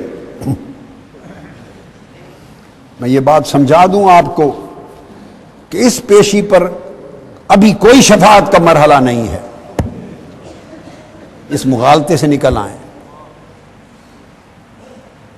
کچھ کام یہاں کی زندگی کے ساتھ متعلق ہیں، کچھ مراحل پہ شفاعت ہے۔ پہلی شفاعت عظمیٰ ہوگی، وہ جمیع امم کے لیے یکساں ہوگی، آقا علیہ السلام کی ساری امتیں مل کے سیدنا آدم علیہ السلام کے پاس جائیں گی۔ جب 300 سال گزر جائیں گے اور لوگ تڑپ رہے ہوں گے، پگھل رہے ہوں گے اور حساب شروع نہیں ہوگا، حدیث میں لفظ آتے ہیں اللہ پاک نگاہ بھی اٹھا کے نہیں دیکھے گا۔ اس دن وہ سمجھ میں آئے گی وہ کتنا بے پرواہ ہے، اور آج ہم بے پرواہ ہیں۔ تو آدم علیہ السلام سے عرض کریں گے تمام امتیں مل کے کہ آپ شفاعت کریں، پہلے نبی ہیں، وہ کہیں گے آج میری مجال بھی نہیں ہے، اذهبوا الی غیری۔ نوح علیہ السلام کے پاس آئیں گے، نبیوں کی مجال بھی نہیں ہوگی اس دن، وہ کہیں گے اس لمحے اذهبوا الی غیری، آج کسی اور کے پاس چلیں۔ مل کے پھر اس طرح موسیٰ علیہ السلام کے پاس، عیسیٰ علیہ السلام کے پاس، ایک ایک پیغمبر کے پاس ہوتے آئیں گے، تو ہر کوئی کہے گا آج اس کیف اس لمحے میری نہیں، کسی اور کی طرف چلیں۔ ساری امتیں، سب انبیاء مل کر اس دن آقا علیہ السلام کی خدمت میں پہنچیں گے۔ یہ ابھی وہ پہلا مرحلہ ہے قبروں سے اٹھنے کا اور حساب و کتاب شروع نہ ہونا، حساب شروع ہونے سے پہلے ترتیب بتا رہا ہوں۔ صرف یہ چاہیں گے کہ مولا تیری مرضی، جس کو جنت کا فیصلہ کرنا ہے جنت بھیج، جس کو دوزخ کا فیصلہ کرنا ہے دوزخ بھیج، جو حساب و کتاب تو نے فرمانا ہے وہ شروع کر۔ اس ہولناکیوں میں جس میں ہم ہیں یہ ناقابل برداشت ہے۔ تو آقا علیہ السلام کی خدمت میں سارے آئیں گے، مل کے عرض کریں گے کہ سارے انبیاء اور ان کی امتیں آپ اللہ رب العزت سے درخواست کریں کہ اللہ تعالیٰ حساب جلد شروع فرما دے، تو اجل حساب۔ تو آقا علیہ السلام اللہ کے حضور سجدہ ریز ہوں گے، باری تعالیٰ پوچھے گا محبوب کیا چاہتے ہو؟ تو پہلی شفاعت جس کو شفاعت عظمیٰ کہتے ہیں، شفاعت کبریٰ کہتے ہیں، بڑی شفاعت، وہ اس لیے کہتے ہیں کہ آدم علیہ السلام سے لے کر قیامت تک سب امتوں کے لیے ہوگی، اور وہ صرف آقا علیہ الصلوۃ والسلام کو نصیب ہے۔ وہ شفاعت کبریٰ کا حق تنہا تاجدار کائنات صلی اللہ علیہ وآلہ وسلم کا۔ عرض کریں گے باری تعالیٰ ان کا حساب جلد فرما، تب حساب شروع ہوگا۔ تو حساب شروع ہوگا، اور یہ حساب پھر اللہ رب العزت کے حضور پھر ایک ایک پائی کا حساب ہوگا۔ جسم کا ایک ایک عضو گواہ بن جائے گا، آپ کے جسم کے اعضاء بولیں گے۔ اللہ پاک نے فرمایا قرآن مجید میں کسی مجرم، کسی گناہگار، کسی فاسق سے اس کے گناہ پر عذر یا سبب پوچھنے کی ضرورت نہیں ہوگی۔ اس دن تعویلات، عذر نہیں سنے جائیں گے، فیصلہ سنایا جائے گا۔ چونکہ ہاتھ خود بولیں گے کہ مجھ سے گناہ کیا تھا، پاؤں بولیں گے، زبان بولے گی، کان بولیں گے، جسم کا ایک ایک انگ، ایک ایک عضو خود گواہی دے گا۔ گلے میں لٹکا ہوا نامہ اعمال بولے گا، کسی کے دائیں ہاتھ میں دے دیا جائے گا، کسی کے بائیں ہاتھ میں، کسی کے پیچھے لٹکا دیا جائے گا۔ پورا وجود گواہ بن جائے گا۔ ملائکہ دفتر کھول لیں گے، ایک ہانکنے والا فرشتہ ہوگا، ایک پورا رجسٹر لے کے چل رہا ہوگا، جس میں پوری زندگی کا ہر چھوٹا بڑا عمل، لمحہ لمحہ کی پوری داستان رقم ہوگی۔ اللہ پاک نے فرمایا کوئی مخفی چیز اس دن مخفی نہیں رہ جائے گی۔ اس حساب و کتاب کے وقت تنہا ہے کہ حساب کا وقت، وہ پیشی ہے، وہ پیشی ہے۔ اس پیشی سے فارغ ہوں گے، اور یہ پیشی شفاعت عظمیٰ کے ذریعے شروع ہوگی۔ فارغ ہوں گے، جس کسی ایک شخص سے ظلم کیا ہے اس کے ظلم کا بدلہ وہی دینا ہوگا، دیا جائے گا۔ اس کے گناہ آپ کے کھاتے میں، ہمارے کھاتے میں ڈالے جائیں گے، ظالم کے کھاتے میں، ظالم کی نیکیاں اس کو دے دی جائیں گی۔ پھر دوسرا بلایا جائے گا، مولا اس نے مجھے گالی دی تھی، اس گالیوں کی وجہ کچھ نیکیاں اس کو دی جائیں گی، اس کی بدیاں ادھر دی جائیں گی۔ اس نے مجھ پر دست درازی کی تھی، اس نے حق تلفی کی تھی، غیبت کی تھی، چغلی کی تھی، ظلم کیا تھا، زیادتی کی تھی، حق مارا تھا۔ الغرض جو زیادتی جس شخص کے ساتھ کی گئی ہوگی، ایک ایک شخص کا اس دن بدلہ چکایا جائے گا۔ نیکیاں گن گن کے ایک ایک عمل کے حساب سے دی جاتی رہیں گی، اس کی بدیاں ادھر ایڈ ہوتی رہیں گی۔ اب معلوم نہیں اس پیشی کے بعد نیکیوں کے کھاتے میں کچھ بچتا بھی ہے یا نہیں۔ یہ ساری نیکیاں اگر زندگی میں کی بھی ہیں تو ساتھ ساتھ ظلم بھی چلتے ہیں، ساتھ ساتھ حق تلفی بھی چلتی ہے، حقوق العباد کے خلاف عمل بھی چلتا ہے، غیبت بھی چلتی ہے، چغلی بھی چلتی ہے، زبان نہیں رکتی، شکایتیں بھی چلتی ہیں، تہمتیں بھی چلتی ہیں، ایک دوسرے کے خلاف سازشیں بھی چلتی ہیں، حق تلفیاں بھی چلتی ہیں، خیانتیں بھی چلتی ہیں، بددیانتی بھی چلتی ہے، استحصال بھی چلتے ہیں۔ یہ سارا عمل، ادھر نمازیں بھی چلتی ہیں، روزے بھی چلتے ہیں، تسبیح بھی چلتی ہے، ذکر بھی چلتے ہیں، اللہ اللہ بھی چلتا ہے، حج اور عمرے بھی چلتے ہیں، ادھر ظلم اور فسق و فجور بھی چلتا ہے۔ یہ سارا حساب برابر کر دیا جائے گا، سب حساب برابر کر دیا جائے گا، چکا دیا۔ اس کو اللہ پاک نے فرمایا کوئی ظلم نہیں ہوگا کسی پر، ایک ایک شے کو چکا دیا جائے گا۔ چکا دینے کے بعد جب اس پیشی سے واپس مڑیں گے حساب کی اور عرض اکبر اللہ کے حضور بڑی پیشی سے مڑیں گے، معلوم نہیں کسی کے پاس کیا بچتا ہے کیا نہیں بچتا۔ اس کے بعد حکم ہوگا کہ اب اپنے میزان کی طرف آؤ۔ ترازو اس کے بعد لگیں گے، ترازو قبر کے بعد نہیں لگنے۔ اس ترتیب کو ذہن میں بٹھا لیں، ترتیب کو، کہ قبر سے اٹھتے ہوئے میزان نہیں لگے گا، ترازو قبر سے اٹھ کر نہیں لگے گا۔ قبر سے اٹھ کر کہ عزت و تکریم سے وفد کے طور پر ملائکہ کے جرمٹ میں لے جائے جائیں گے، وہ جو مولا کے لوگ ہوں گے، عباد اللہ بل عباد مکرمون قل یا عبادی لیس علیہم بسلطان، وہ جو اللہ والے لوگ ہیں، الا ان اولیاء اللہ لا خوف علیہم ولا هم یحزنون ان اولیاءہ الا المتقون، میرے دوستوں ولیوں پر کوئی خوف و غم نہیں ہوگا۔ مولا تیرے دوست اور ولی ہوں گے کون؟ تیرے دوست اور ولی کون ہیں؟ یہ دو دو سطروں کے لقب رکھنے والے؟ ہمارا حال یہ ہے کہ جو مرید ہے اس کا پیر وقت کا غوث ہے۔ کتب بھی ہر کوئی جگہ جگہ گلی گلی میں کتب بھی ہیں، غوث بھی ہیں، ابدال بھی ہیں، ولی بھی ہیں، اولیاء بھی۔ ہم نے تو تماشا بنا دیا ہے، جبے کبے سے ان شکلوں سے ولی اور اللہ کے دوست نہیں بنتے، گدیوں سے بھی نہیں بنتے۔ اللہ کی عزت کی قسم، جس گدی پر چاہے کوئی بیٹھ جائے، اس طرح ولی اور اللہ کا دوست نہیں بنتا۔ جہاں گدیاں نہیں ولی بناتی۔ آج کل کا حال تو الٹا یہ ہے، الا ماشاءاللہ گدیاں تو بگاڑ رہی ہیں، تکبر دیتی ہیں، رونق دیتی ہیں، حرص دنیا دیتی ہیں۔ جن کی گدیاں ہیں وہ گدی پر کبھی نہیں بیٹھے تھے۔ ہائے ہائے ہائے ہائے ہائے ہائے،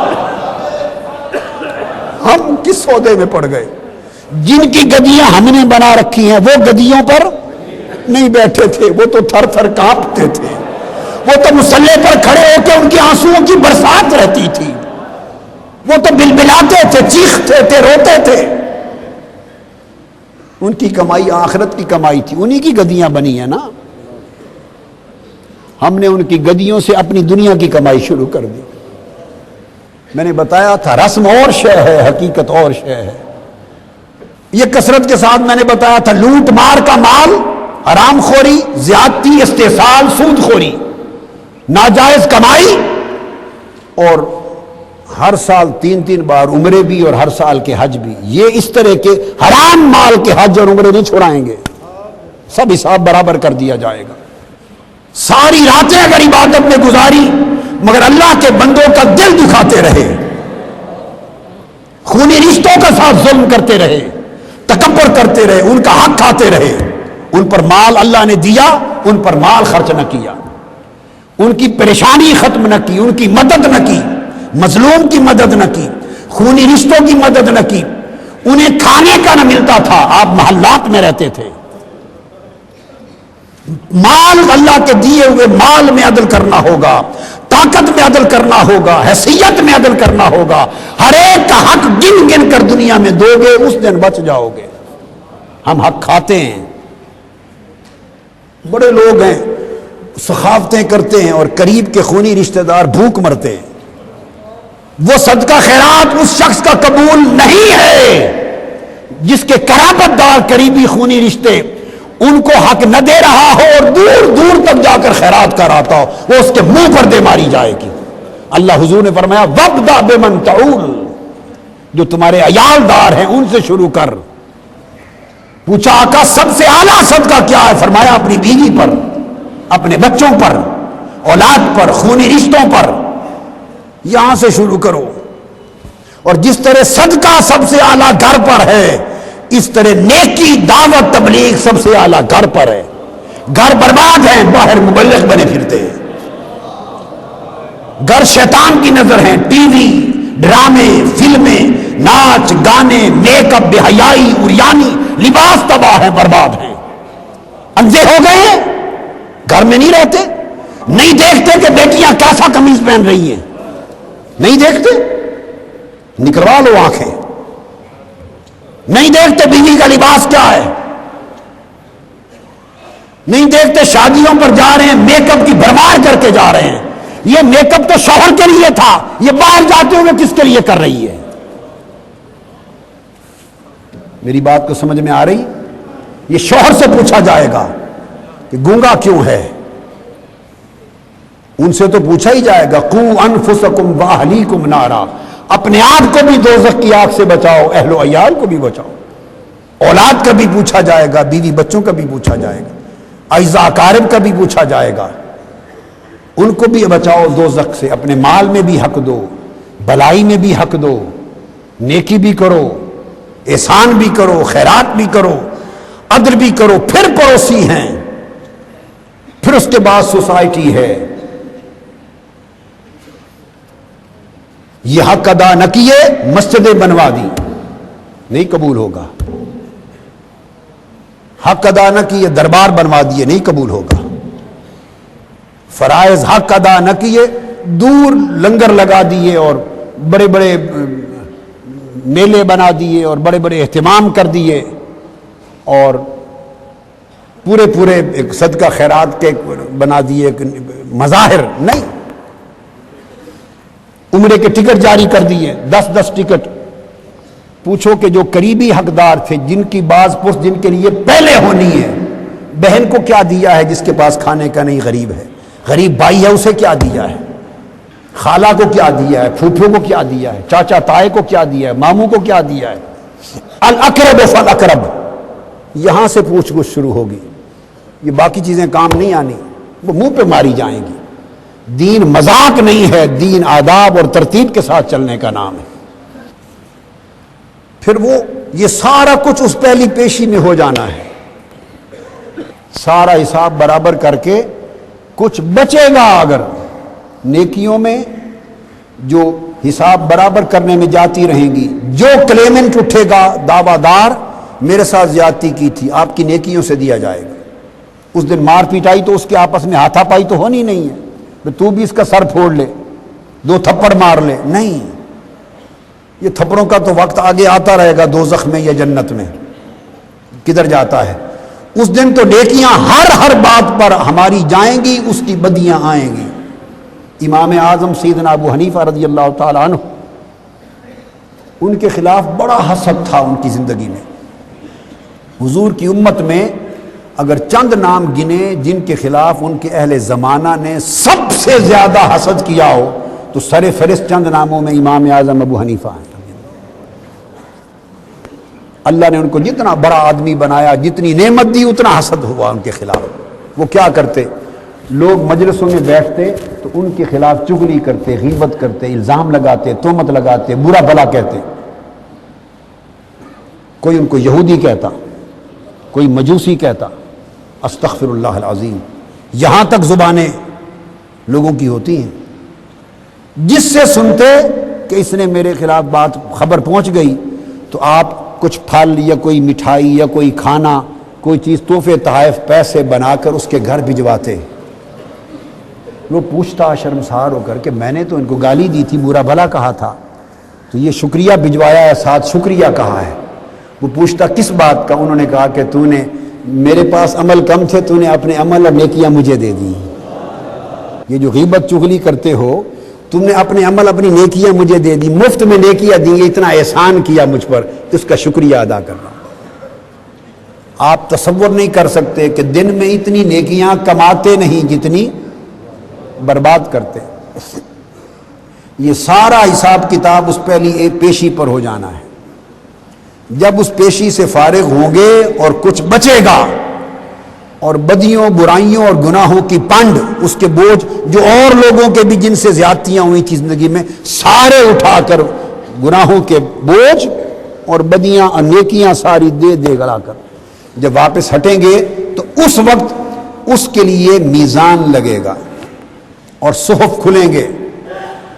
اب ترازو، اب لگے گا ترازو کہ تولو اس کی نیکیاں کتنی ہیں، جس کو کہتے ہیں صافی کمائی ہوتی ہے نا، صافی، خرچے، قرض، لین دین اتار ادا کرنے کے بعد جو خالص صافی نیٹ انکم ہوتی ہے، اس پر میزان ہوگا۔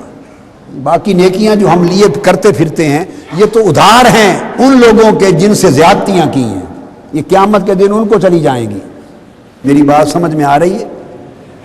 نیٹ جو نیکیاں بچیں گی صافی، سب ادائیگیوں کے بعد اس کے حساب کا پھر تول ہوگا، ترازو ہوگا، میزان۔ تو پہلی شفاعت اس میزان سے شروع ہوگی۔ شفاعت کبریٰ تمام امتوں کے لیے پہلے ہو چکی، اب اس میزان سے، اب وہاں سے آگے کچھ کسی نے اگر کچھ کر رکھا ہے، میں نے عرض کیا یہاں تک عمل کی داستان تھی، آگے عمل بھی چلے گا اور اب نسبت اور محبت بھی کام آئے گی اور تعلق بھی کام آئے گا۔ اگر کسی نے، ایک شخص پریشان حال کھڑا ہوگا، نیکیوں کا اس کا پلڑا اوپر چلا گیا، بچا ہی کچھ نہیں، گناہوں کا پلڑا نیچے ہے، اب یہاں طرح طرح کے واقعات اور عجائبات ہوں گے. اچانک کوئی فرشتہ ایک کاغذ کی پرچی لا کے اس کی نیکیوں کے ترازو میں رکھ دے گا، اس کا پلڑا نیچے ہو جائے گا نیکیوں کا. کہیں گے چلو بھائی اس کو میزان سے تو پار کر کے لے چلو. یہ کیا بن گیا؟ آقا علیہ السلام نے بھیجا ہے کاغذ، کیا ہے کھول کے دیکھ لو. وہ کھولے گا تو لکھو گا اس نے اتنی بار مجھ پہ درود پڑھا تھا. اب یہاں جس سے وفاداری کی ہے وہ کام آئے گی. آقا علیہ السلام کا درود سب سے بڑھ کے کام آئے گا. تو میزان ہوگا، میزان کے بعد پھر صحف کھلیں گے، اس کے بعد پھر پل صراط آئے گی. یہ تو مرحلے ہیں. پھر صراط آئے گا، پل صراط. تو یہ جو مراحل ہیں، ان مراحل میں اور ان کے بعد اسی طرح پھر حوض کوثر آئے گا. حوض کوثر، پیاسے ہیں، پریشان حال ہیں. اب کسی نے بنائی ہوگی میرے آقا کے ساتھ تو حضور اس کو حوض کوثر سے پلائیں گے بھی سے. اور آقا علیہ السلام نے فرمایا کئی ایسے بھی ہوں گے جن کو میں دور سے دیکھ کے کہوں گا کہ میرے امتی ہیں، لاؤ لاؤ. جب قریب آئیں گے تو فرشتے پوچھیں گے آقا آپ نے نہیں دیکھا انہوں نے کیا کیا تھا؟ تو فرمایا لے جاؤ دور میرے، یہ میرے بے وفا اور دھوکے باز ہو گئے. وہاں بھی دھتکارے جائیں گے کئی لوگ. پھر مختلف قسموں کی شفاعات شروع ہوں گی. انبیاء شفاعت کریں گے، پھر ملائکہ شفاعت کریں گے، اولیاء کریں گے، صالحین کریں گے. تو یہ مراحل ہیں. بنی اسرائیل کے ایک پیغمبر کو وحی آئی کہ اس پہاڑ میں جا، ایک بوڑھا آدمی 70 سال سے میری عبادت میں بیٹھا ہے. یہ علامت ہے اس کی. اللہ کے برگزیدہ نبی وہاں پہنچ گئے. اس کو جا کے میرا ایک پیغام دے دے. وہ پیغام کیا دیا؟ پیغام یہ دے دے اسے کہے کہ تو نے 70 سال بیٹھ کر تنہا میری عبادت کی ہے، ہم تیری عبادت کو رد کرتے ہیں، قبول نہیں کرتے. نبی کو بھیجا یہ پیغام دینے کے لیے اس کے پاس. جب اسے پیغام ملا وہ خوشی کے مارے چیخ پڑا، بے ہوش ہو گیا، خوش ہو گیا. اللہ کے پیغمبر نے پوچھا تیری تو 70 سال کی عبادت چلی گئی، تو مر جاتا غم سے، تو الٹا خوش ہو رہا ہے، خوشی سے چیخ رہا ہے، وجہ کیا ہے؟ اس نے کہا قبول میرا کام عبادت کرنا، نوکری کرنا، بندگی کرنا تھا. قبول کرے یا نہ کرے مجھے اس سے نہیں غرض، یہ مالک کا کام ہے.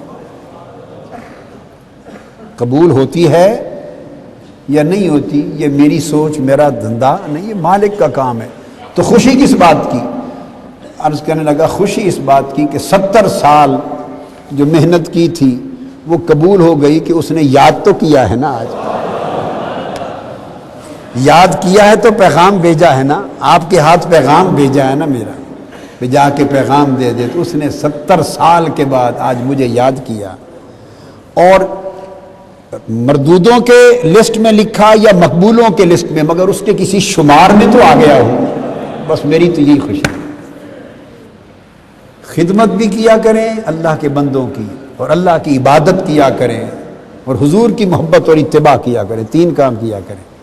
اللہ کی بندگی کیا کریں. بولیے 4 سبق دیتا ہوں. 4 اللہ کی زندگی اس طرح بنا لیں. زندگی کو بندگی بنا لیں. کس کی؟ اللہ کی.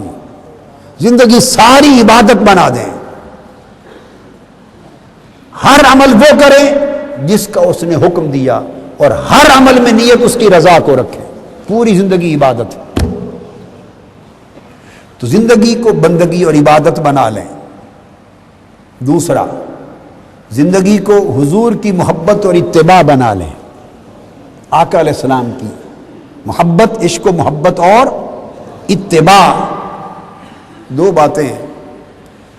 اس امت میں کچھ لوگوں نے صرف اتباع پہ زور دیا، محبت پر اتنا زور نہ دیا، وہ ایمان میں کمزوری رہ جاتی. کچھ لوگوں نے خالی محبت کے نعرے لگائے اور حضور کی اتباع اور عملی پیروی پر زور نہ دیا، ایمان ناقص رہ گئے. ایمان کا کمال سچا وفادار وہ ہے جو محبت بھی کرے تابعدار بھی ہو، محبت بھی کرے مالک کے حکم پر عمل بھی کرے۔ دعویٰ محبت کا ہو اور عمل مرضی کا ہو وہ وفادار نہیں ہوتا۔ تو اللہ کی بندگی اور عبادت کریں، آقا علیہ السلام کی محبت اور بولیے اتباع کریں، اور اتباع ظاہر سے لے کر باطن تک اتباع کریں۔ تیسرا، حضور کے دین کی نوکری کریں۔ 4 چیزیں بتا رہا ہوں، اللہ کی بندگی، اللہ کی وفاداری، یوں کر لیں اللہ کی وفاداری، آقا علیہ السلام کی تابعداری، دین کی نوکری اور بندوں کی خدمت۔ حضور کے دین کی نوکری کریں اور حضور کی امت کی اور اللہ کے بندوں کی خدمت کریں۔ اور بندوں کی ترتیب سمجھا دی، گھر سے رشتوں سے شروع کریں اور چلتے جائیں، دہرائیں سبق کو۔ اللہ کی بندگی، آقا علیہ السلام کی محبت اور تابعداری، تابعداری محبت والی، تابعداری محبت والی، دین کی نوکری، نصرت، نوکری، قربانی دین کے لیے، اور اللہ کے بندوں کی خدمت۔ جب خدمت کی تو خادم ہو گئے، پھر تکبر نہ رہا، پھر آپ نیچے ہو گئے، بڑے نہ ہوئے، دوسرے بڑے ہو گئے، ہر دوسرا بڑا ہو گیا، آپ خدمت پہ جو لگ گئے۔ یہ سوچ ہونی چاہیے۔ زندگی کو 4 اطوار میں اس مزاج میں ڈھالیں۔ تو بات جو آج کے لیے ختم کرنا چاہتا ہوں آج وہ یہ کہ یہ سبق تو سب کے لیے کہ پوری زندگی اس طرح، اور 10 دن تربیت کے لیے اور عمل کے لیے اور نسبت کے لیے 10 دن یہ لگا لیں۔ میں چلاتا نہیں ہوں، میں آپ کو 10 دن بٹھاتا ہوں، ہمارا یہ طریقہ، دونوں اپنے طریقے۔ صحابہ کرام چلتے بھی تھے، ایک ملک سے دوسرے ملک جا کے، دنیا کے کونے کونے میں جا کے ان کے مزار بنے، جہاد پر بھی سفر کرتے اور دعوت اور تبلیغ پر بھی سفر کرتے، گھروں سے نکلتے یہ بھی کرتے۔ اور صحابہ تابعین تبع تابعین تک وہ خلوتوں میں اور اللہ کرنے کے لیے اعتکاف اور خلوت گاہوں میں اور خانقاہوں میں اور عبادت گاہوں میں بیٹھتے بھی تھے، ساری رات بیٹھے رہتے، ان کے حلقے ہوتے، لوگ ان کے پاس جاتے، وہ بیٹھتے عبادت کرتے۔ تو 10 دن ایک اور 10 دن ایک، 10 دن اللہ کے لیے بیٹھیں، 10 دن اللہ کے محبوب کے لیے بیٹھے تاکہ وہ خوش ہو، میرے محبوب کے لیے، میرے حبیب کے لیے بیٹھے ہیں۔ 10 دن بیٹھنا، باقی زندگی 4 طریقوں کے مطابق، ساری زندگی بندگی، حضور کی محبت اور تابعداری، بندگی بھی اللہ کی محبت والی، یاد رکھ لیں، میں نے بتایا تھا آپ کو، ترتیب بتائی ہے، خوف اور رجا اور خشیت اور محبت اور قربت اور معرفت، ایک اسلوب بتایا ہے پورا۔ تو اللہ کی عبادت بھی محبت والی اور حضور کی اتباع بھی محبت والی، اور دین کی نوکری بھی محبت والی، دین سے محبت ہو اور پھر نوکری کرے، دین کے لیے دل تڑپے، حضور کا دین، اللہ کا دین ہر شے سے عزیز تر ہو، 3 محبتوں پر ہر شے قربان کرنے کا حکم ہے، احب الیکم من اللہ ورسولہ وجہاد فی سبیلہ، اللہ کی محبت، رسول کی محبت اور دین کی نصرت اور اس کی دین کی محبت، یہ ہر محبت اور ہر مال و متاع سے عزیز تر اور محبوب تر ہو، یہ قرآن کا معیار ہے، 3 محبتیں۔ اور چوتھی چیز بتائی مخلوق کی خدمت، دعوت دیں یہ بھی خدمت ہے، بھولے ہوئے کو راہ دکھائیں یہ بھی خدمت ہے، پیغام پہنچائیں کیسٹ کی شکل میں، کتاب کی شکل میں، قرآن کی شکل میں، حدیث کی شکل میں، جو جس کی صلاحیت ہے پیغام پہنچائیں، دعوت دیں، راہ پر لگائیں، مدد کریں، اپنی جگہ اس کو دیں، 1000 لاکھ طریقے ہیں خدمت کے، اس کا آرام، اپنا آرام اس کے لیے قربان کر دیں، ہر طریق سے خدمت کریں، دوسرے کا بھلا سوچیں۔ تو 4 اصول، باقی زندگی اس طرز پہ گزاریں، یہ ہر ایک کے لیے ہے، یہ بولیے اتنا حق ہے کہ میں ایک بات کہہ دوں، کیونکہ تیسرے میں نے خود رعایت دے دی، چونکہ پوری زندگی کو بدلنا ہے، لہذا میں نے کہا آپ کا وعدہ یہ کہ توبہ اور پختہ عزم اور ارادہ کر لینے کا وعدہ، اور بدلنے کی ابتدا کسی نہ کسی حد سے ابتدا ہو جائے۔ میں اس وعدے میں احتیاط لی ہے، اسی طرح ہے نا، 2 کا پکا وعدہ ہو گیا ہے، 10 دن، ٹھیک ہے، یہ سب کے لیے۔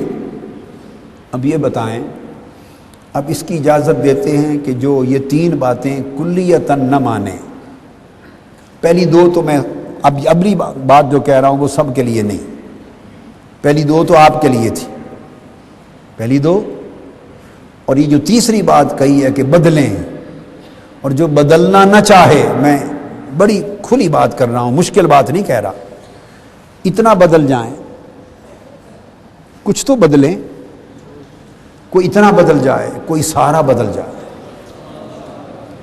اپنے 4 حصے کر لیں زندگی کے، کوئی چوتھائی بدل جائے۔ میں جب اگلی بار آؤں اور آپ میرے سامنے بیٹھے ہوں تو کچھ تو بدلے ہوئے نظر آئیں، کچھ آدھا بدل جائے زندگی، کچھ 3 حصے بدل جائے، کوئی سارا بدل جائے، اس میں تو مشکل نہیں ہے۔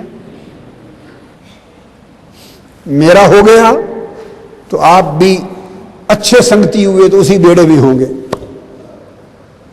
آپ کا ہو گیا تو مجھے بھی تھوڑی سی جگہ دے دینا، ساتھ بٹھا لینا۔ آپ کی کشتی پار لگ گئی، نجات مل گئی، تو میں نوکری کرتا ہوں، تھوڑی سی جگہ ایک اجر مسافر کے طور پہ مجھے بھی دے دینا۔ اگر میری کشتی پار لگ گئی تو آپ سارے اس میں آ جائیں گے، اللہ نے چاہا تو، بشرطے کہ سنگت صحیح سنگت ہوئی، دھوکے والی نہیں۔ سیدنا امام جعفر صادق کی سنت پر یہ معاہدہ دونوں طرف ہونا چاہیے۔ تو اگر ایک آدمی کہے کہ میں چوتھائی بھی نہیں بدلتا، بدلنا شروع ہی نہیں کرتا، تو آپ اجازت دیتے ہیں کہ پھر میں کہوں کہ پھر کوئی رفاقت ہے؟ رفاقت تو میں نے 4 حصے کر دیے، 25% ہی بدل جائیں، چوتھائی بدلیں، کچھ آدھا بدل جائے، کوئی 3 حصے بدلے، کوئی سارا بدل جائے، ٹھیک ہے۔ اب کچھ بندے میں وہ چاہتا ہوں، یہ تو سب کے لیے بات ہو گئی، سب کے لیے، آپ ہزارہا بے تحاشا آ جائے اس اعتکاف میں، ان میں سے صرف 1000، کیا بولیے، ابھی ابتدا کر رہا ہوں نرمی سے، صرف 1000 ایسے چاہتا ہوں جو کہیں کہ ہم سارے کے سارے 100% بدل جائیں گے، 1000۔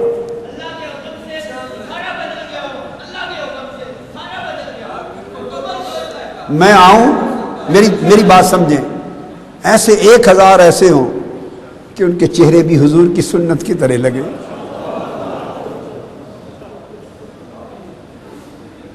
ان کے ماتھوں پر سجدوں کا نور نظر آئے، ان کی آنکھیں رونے والی آنکھیں ہوں، ان کی زبان سے کسی کو گزند نہ پہنچے، کسی کی چغلی نہ کریں، کسی کی شکایت نہ کریں،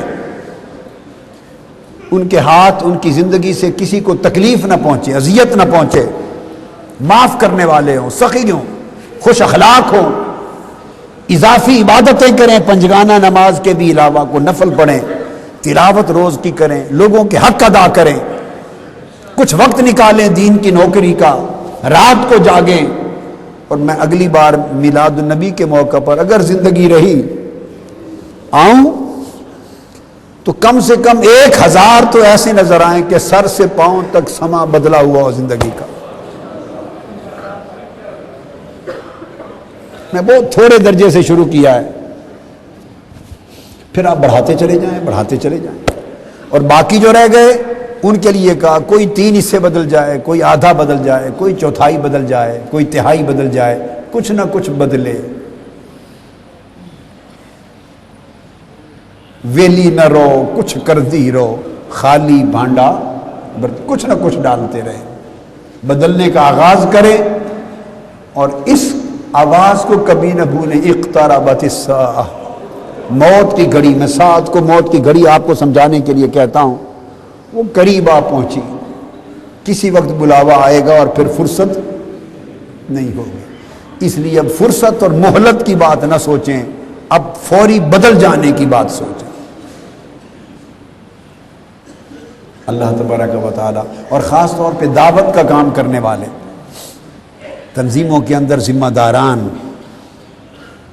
مختلف اضلاع شہروں صوبوں سے آئے ہیں، جو اس مشن کے نمائندگان ہیں، جو دعوت کا کام کرتے ہیں، دین کی دعوت دیتے ہیں، حلقات کرتے ہیں، خطاب کرتے ہیں، لوگوں کو بات سمجھاتے ہیں، وہ تو نمونہ بنے، وہ نمونہ بنے کہ وہ چلتے پھرتے لوگ ان کو دیکھیں تو دیکھ کر کہیں اللہ والے آئے ہیں، بس صالحین آئے ہیں، ان کو سنیں تو کہیں اللہ والوں کی زبان میں کیا مٹھاس ہے، معاملہ کریں تو کہیں کتنے رقیق القلب ہیں، کتنے ایماندار ہیں، کتنے دیانتدار ہیں، کتنے خدمت گزار ہیں۔ جیسے جیسے قریب ہوں نور نکھرتا جائے، اور زبان میں، عمل میں، آواز میں، بات چیت میں سختی، کرختی، کڑواہٹ نہ رہے۔ اللہ تبارک و تعالی ہم سب کے حال پہ کرم فرما دے۔ وما علینا الا البلاغ۔ اللہ اللہ اللہ اللہ اللہ اللہ اللہ اللہ اللہ اللہ اللہ الف اللہ چمبے دی بوٹی مرشد من وچ لائی ہو، نفی اسبات دا پانی ملیا ہر رگے ہر جائی ہو، اندر بوٹی مشک مچایا مشک مچایا، اندر بوٹی مشک مچایا، جان پلڑتے آئی ہو، جیوے مرشد کامل